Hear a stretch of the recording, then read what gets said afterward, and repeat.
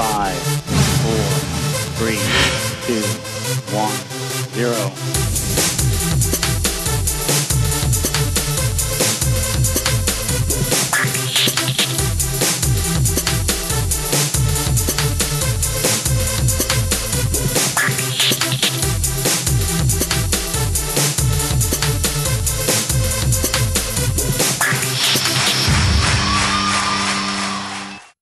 Led Zeppelin est un groupe de rock britannique fondé en 1968 par Jimmy Page à la guitare, Robert Plant au chant, John Paul Jones à la basse et au clavier et John Bonham à la batterie. Dès le début des années 60, Jimmy Page est un des guitaristes de studio les plus prisés de Londres. Il a commencé à jouer au début de son adolescence et dès ses 14 ans. Quelques années plus tard, il participe aux enregistrements des tubes des Who, des Kings, de Van Morrison et de beaucoup d'autres, à tel point qu'il se montrera par la suite incapable de faire le compte total de titres sur lequel il a joué dans Londres. En 1966, Page rejoint les Yardbirds aux côtés de Jeff Beck, qui quitte rapidement le groupe. Il peaufine son idée. Il veut monter sa propre formation. En 1968, lorsque les Yardbirds, initialement créés par Jeff Beck et Eric Clapton, se séparent, ces derniers doivent encore honorer des dates de concerts qui ne pourront être satisfaits. Page, prêt à mettre en route son propre projet, et le manager du groupe, Peter Grant, recherche rapidement des musiciens pour former un nouveau groupe. John Paul Jones, bassiste, apprend la nouvelle et contacte Page, avec qui il a déjà travaillé lors de différentes sessions en studio. Page, connaissant le professionnalisme de John Paul Jones, accepte immédiatement. Comme chanteur, Jimmy Page songe en premier lieu à Steve Marriott, le chanteur de Small Faces, puis à Terry Reid. Ce dernier décline la proposition, mais suggère à Page de s'intéresser à un jeune chanteur, Robert Plant, qu'il a vu sur scène avec un groupe Band of Joy, alors que ceux-ci faisaient l'ouverture de l'un de ses concerts. Jimmy Page va écouter Plant en concert et est enthousiasmé. Il ne manque plus que le batteur, Robert Plant, en connaît un, surdoué, avec qui il s'est déjà produit, John Bonham. Pour ne plus s'afficher comme les Yardbirds et marquer un tournant musical, les New Yardbirds changent leur nom pour celui de Led Zeppelin, le 9 novembre 1968 lors d'un concert au London Roundhouse de Chalk Farm en Angleterre. Durant leur tournée en Grande-Bretagne, ils enregistrent leur premier disque en une trentaine d'heures, ce qui lui confère le son d'un album live. Led Zeppelin sort le 12 janvier 1969, moins de 4 mois après leur premier concert. Cet album éponyme, fortement influencé par le blues des années 50 et le folk, décline des riffs ravageurs et un chant puissant.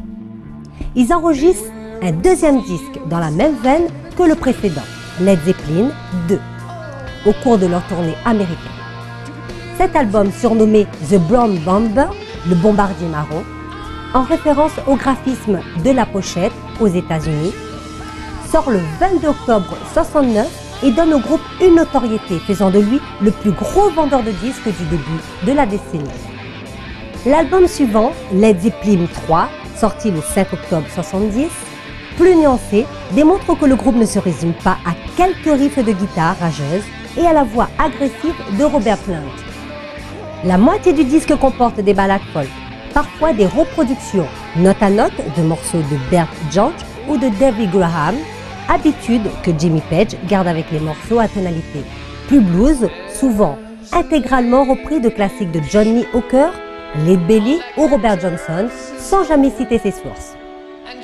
Leur quatrième album, dont la pochette n'inclut ni titre ni nom de groupe, sort le 8 novembre 1971. Certains textes sont inspirés du Seigneur des Anneaux et sont empreints d'occultisme. Cet album est le plus vendu du groupe grâce au classique Stairway to Heaven, mais aussi en raison des compositions riches et variées qui le composent, allant du folk au hard rock. Houses of the Holy est le 5e album de Led Zeppelin. Le 24 février 1975, le groupe publie son 6e album studio. Il s'agit de leur premier album double intitulé Physical Graffiti, incluant le titre Kashmir qui deviendra l'un des morceaux les plus connus de Led Zeppelin. Le 5 avril 1976, le groupe sort Presence, album dans lequel figurent les titres Achilles Last Stand qui durent plus de 10 minutes, Nobody's Fault But Mine ainsi que T4One.